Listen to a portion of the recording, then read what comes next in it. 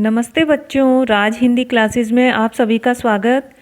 पिछली वीडियो में हमने कक्षा 8 वसंत भाग 3 के पाठ 12 सुदामा चरित का भावार्थ और शब्दार्थ करे थे। इस वीडियो में हम इस पाठ के प्रश्नोत्तर करने जा रहे हैं जो कि आपकी पाठ्य पुस्तक में दिए हुए हैं और एनसीईआरटी ने दिए हैं। इसमें पहला प्रश्न आपके सामने, सुदामा की दीन दशा देखकर श्री कृष्ण की क्या मनोदशा हुई, अपने शब्दों में लिखिए। इसमें श्री कृष्ण की मनोदशा के बारे में, उनके मन में कैसा लगा उन्हें, ऐसा बताना है। उत्तर है कि सुदामा और श्री कृष्ण जो है बचपन के सहपाठी और मित्र थे। बाद में श्री कृष्ण द्वारका के राजा बन गए। जब सुदामा उनसे मिलने के लिए आए तो वे अपने मित्र की दशा देखकर बहुत दुखी हुए।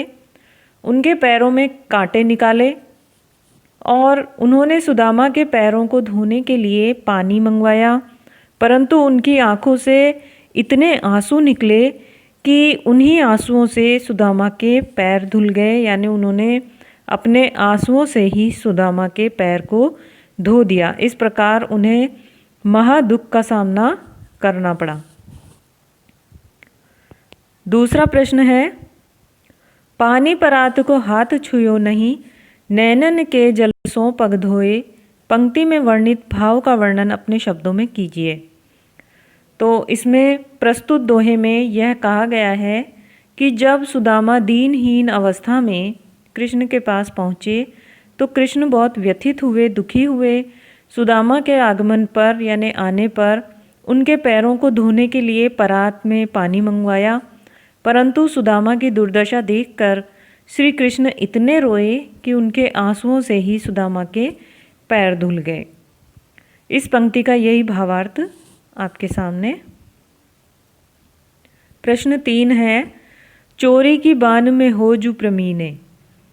यह पंक्ति हमारे पाठ में आई है और यह उपर्युक्त पंक्ति कौन किससे कह रहा है, ये आपने पिछला वीडियो देखा होगा। उपर्युक्त जो पंक्ति है वो श्री कृष्ण ने अपने बचपन के सखा सुदामा से कहे थे। इस कथन की पृष्ठभूमि स्पष्ट कीजिए। ख प्रश्न यही है, इसी पंक्ति से संबंधित है। सुदामा अपनी पत्नी द्वारा दिए चावल श्री कृष्ण को संकोच के कारण नहीं दे पा रहे हैं, परंतु श्री कृष्ण ने सुदामा पर यह आरोप लगाया कि इसे चोरी कहते हैं। वह कहते हैं कि चोरी में तुम पहले से ही निपुण हो, और इस प्रकार वो अपने बचपन की कथा भी सुनाते हैं। इस उपालंब के पीछे कौन सी पौराणिक कथा है, यह हमें बतानी है।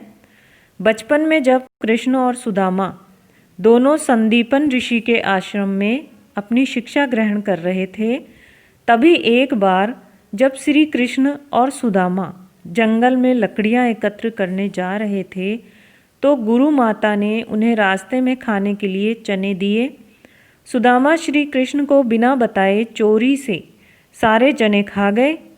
श्री कृष्ण सुदामा को उसी चोरी की घटना को याद करवाते हैं और इस प्रकार का उपालंब देते हैं। उपालंब यानी शिकायत करते हैं। इसके पश्चात प्रश्न 4, द्वारका से खाली हाथ लौटते समय सुदामा मार्ग में क्या क्या सोचते जा रहे थे, वह कृष्ण के व्यवहार से क्यों खींच रहे थे। सुदामा के मन की दुविधा को अपने शब्दों में प्रकट करना है।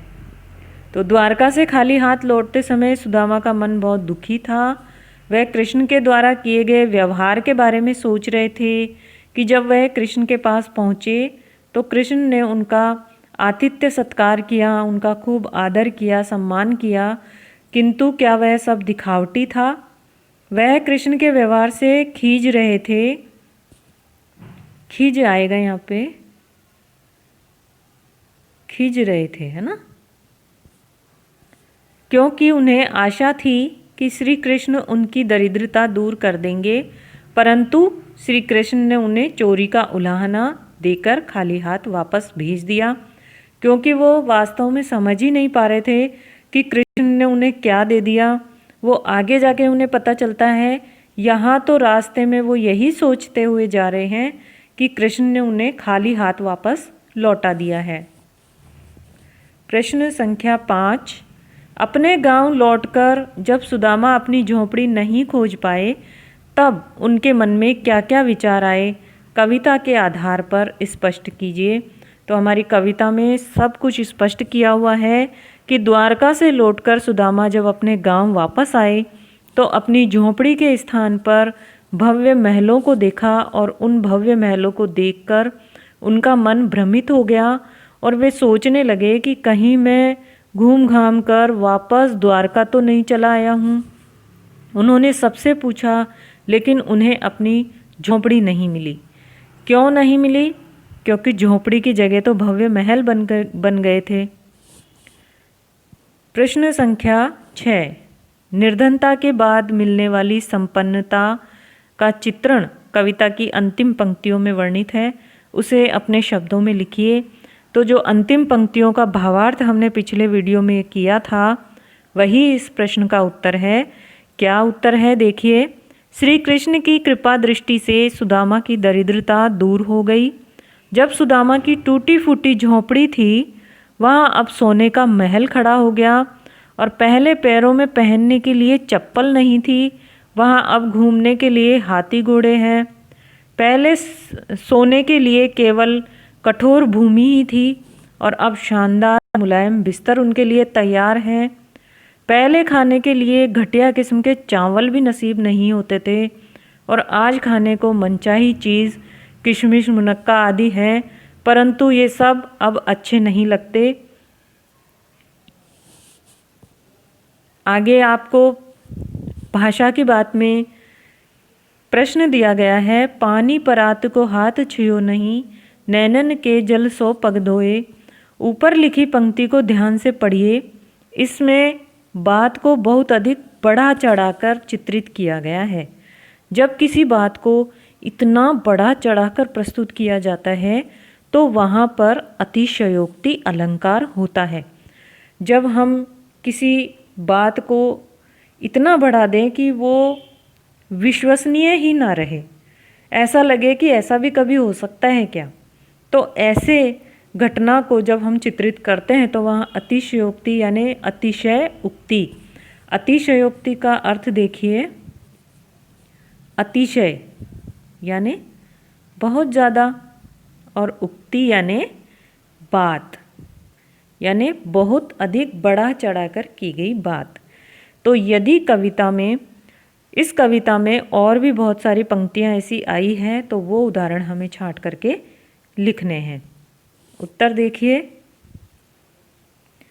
अतिशयोक्ति अलंकार के उत्तर हमारी कविता से। ऐसे बेहाल बिवाइन सो पग कंटक जाल लगे पुनि जोए। कांटों का पूरा जाल ही लग गया है। दूसरी पंक्ति देखिए। वैसो ही राज समाज बने गजबाज घने मन संभ्रम छायो। और तीसरी पंक्ति है। कै वह टूटी सी छानी हती, कह कंचन के अब धाम सुहाग। धाम यानी भवन, महल। तो कहाँ पहले झोंपड़ी थी और कहाँ अब कंचन के यानी सोने के महल बन गए हैं। देखिए ये सब या तो भगवान कर सकते हैं, जादू से हो सकता है, ऐसा तुरंत मनुष्य के द्वारा संभव नहीं है, इसीलिए ये अतिशयोक्ति अलंकार के अंतर्गत आते हैं। तो ये आपके पाठ्य पुस्तक के प्रश्नोत्तर आपके सामने थे। आपको कैसे लगे? अगर समझ आए तो लाइक कीजिए, वीडियो को शेयर कीजिए और चैनल को सब्सक्राइब कीजिए।